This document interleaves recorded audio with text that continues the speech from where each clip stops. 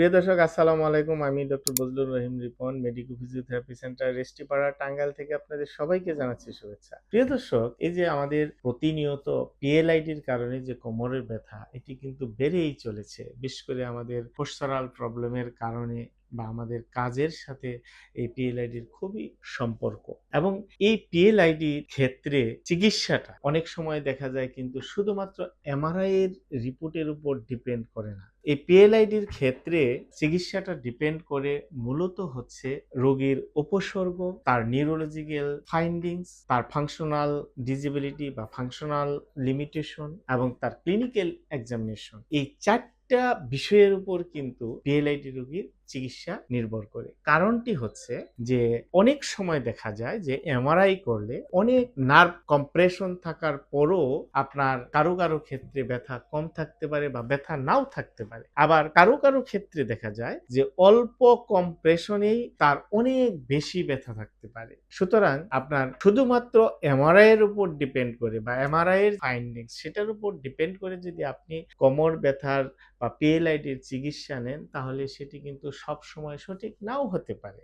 কারণ অনেক মানুষ আছে যাদের এমআরআই করলে দেখা যাবে যে তার ডিস্ক প্রলাপস আছে বা ডিস্ক বালজিং আছে, বাট তার কোনো উপসর্গ নেই, তার কোনো ব্যথা নেই। বাট আপনার অনেকের ক্ষেত্রে আবার দেখা যায় যে অল্প ডিস্ক প্রলাপস বা ডিস্ক বালজ কিন্তু তার ব্যথাটা অনেক বেশি। এর কারণ হচ্ছে যে যদি আপনার ডিস্ক প্রলাপস বেশি থাকে বা নার্ভ রুটের কম্প্রেশন যদি আপনার না থাকে, অথবা নার্ভ যদি ইরিটেশন না থাকে, অর্থাৎ নার্ভের মধ্যে যদি ইনফ্ল্যামেশন কম থাকে, তাহলে কিন্তু ব্যথা আপনার কম হবে। অথবা অনেক সময় দেখা যায় যে সেন্সরি ফাইবারে চাপ কম থাকলে সেক্ষেত্রেও কিন্তু ব্যথা কম থাকতে পারে যদিও প্রলাপসটা বেশি।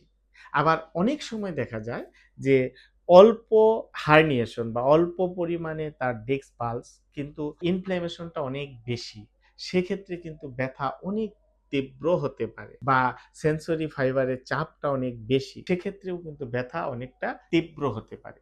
সুতরাং প্রিয় দর্শক, শুধুমাত্র এমআরআই ডিপেন্ডেন্ট যদি আপনি চিকিৎসা করতে যান পিএলআইডির ক্ষেত্রে, সেই ক্ষেত্রে কিন্তু আপনি সঠিক চিকিৎসা নাও হতে পারে।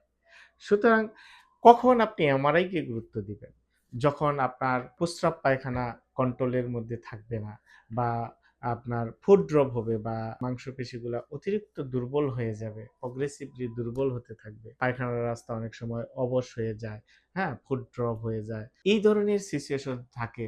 অথবা দেখা যায় যে 4 থেকে 6 সপ্তাহ চিকিৎসার পরও ব্যথার তীব্রতা কমছে না, তখন এমআরআই করে তখন হয়তো বা অপারেশনের প্রয়োজনীয়তা লাগতে পারে। তবে বেশিরভাগ ক্ষেত্রে, অর্থাৎ ৮০ থেকে ৯০ ভাগ ক্ষেত্রে কিন্তু আপনার অপারেশনের প্রয়োজনীয়তা নেই, এবং সবসময় এমআরআই এর প্রয়োজনীয়তা আছে তাও নেই। এখানে কনজারভেটিভ ট্রিটমেন্টের মাধ্যমেই কিন্তু পিএলআইডি ভালো হয়। কিন্তু একটা সমস্যা হচ্ছে রোগীদের, সেটি হচ্ছে যে রোগীরা ধৈর্য ধরে না।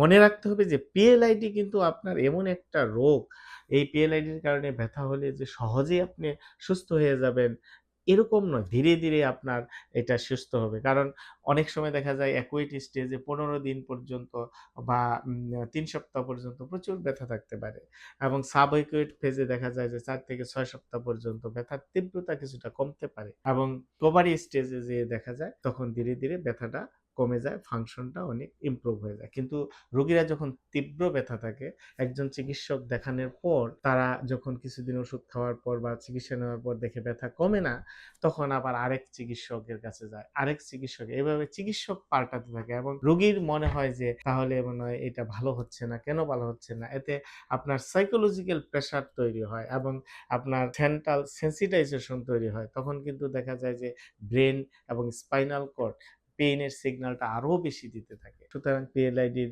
রোগীরা তখন কিন্তু সহজে ভালো হতে চায় না। একটি জিনিস পিএলআইডি রোগীদের ক্ষেত্রে মনে রাখা দরকার, যে যাদের পিএলআইডি হবে তাদের অবশ্যই পিএলআইডি সম্বন্ধে একটা বিস্তারিত ধারণা থাকতে হবে, যে এটা কি ধরনের রোগ, এটা কত সময় পর্যন্ত লাগতে পারে, কি ধরনের চিকিৎসায় এটা সুস্থ হওয়া সম্ভব। এই ধরনের বিস্তারিত তথ্য একজন রোগীকে, অর্থাৎ পিএলআইডি রোগীকে যদি বিস্তারিতভাবে ভালোভাবে জানেন, তাহলে কিন্তু তার জন্য চিকিৎসাটা আরো সহজ হয়ে যায়।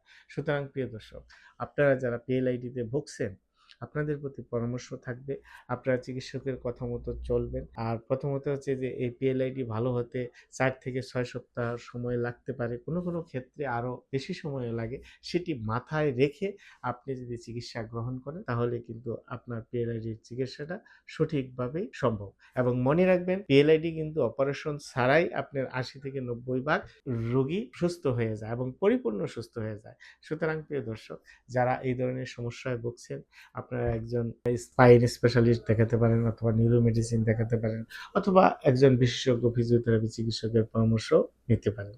ধন্যবাদ, ভালো থাকবেন। আসসালামু আলাইকুম।